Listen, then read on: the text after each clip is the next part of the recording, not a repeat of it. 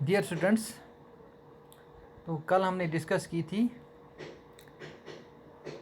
Rain of terror के बारे में, डायरेक्टरी रूल्स फ्रांस। तो उसके बाद हमने डिस्कस किया था वुमेन रेवोल्यूशन के बारे में कि पहले वहाँ औरतों को तालीम हासिल करने का, वोट डालने का हक नहीं था, बल्कि औरतें क्या करती थी, अपना घर चलाती थी, खेतों में खेती बाड़ी करती थी, फूल बेचती थी, मेवे बेचती थी, सब्जियां बेचती थी और अपना घर चलाती थी। उसके बाद औरतों ने जो मूवमेंट शुरू की, तो इस तरह से वहाँ 16 जो थे वो वुमेन्स क्लब कायम किए गए पूरे फ्रांस में। तो उसके बाद उनकी जदोजहद जो थी रंग लाई। तो इस तरह से 1946 में वहाँ औरतों को वोट डालने का हक दिया गया। तो अब हम बात करेंगे द एबोलिशन ऑफ स्लेवरी। तो जैसे आपको पता है कि पहले ग़ुलामों की ख़रीदारी होती थी, ग़ुलामों की। तो ग़ुलाम क्या, ये जो इंसान थे, मतलब एक इंसानों का कारोबार हुआ, इंसानों को ख़रीदते बेचते थे। तो वो सिस्टम फिर फ्रांस में जो था बंद हुआ। जो मोस्ट रिवोल्यूशनरी सोशल रिफॉर्म जो आया जैकोबिन के दौर में, वो ये था कि जो स्लेवरी थी उसको एबॉलिश किया गया, जो फ्रांस की कॉलोनी थी।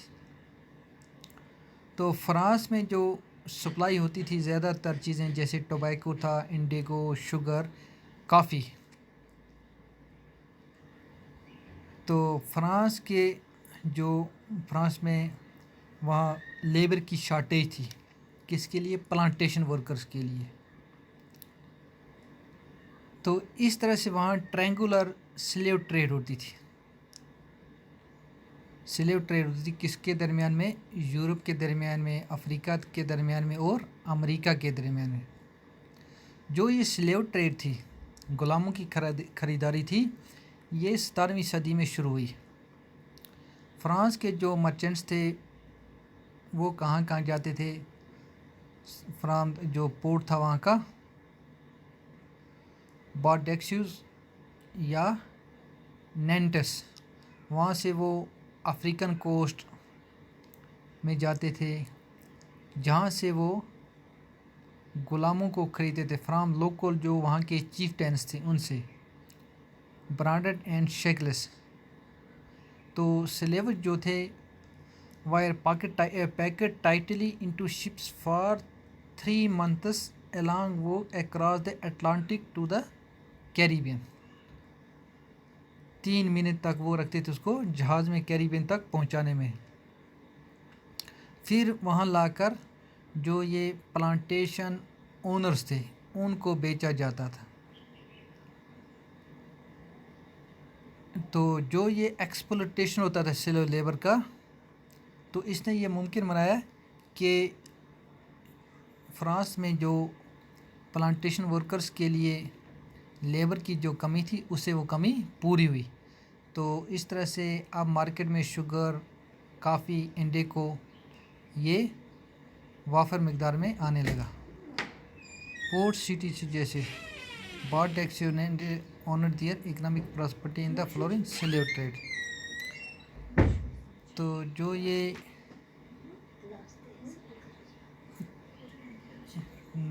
18वीं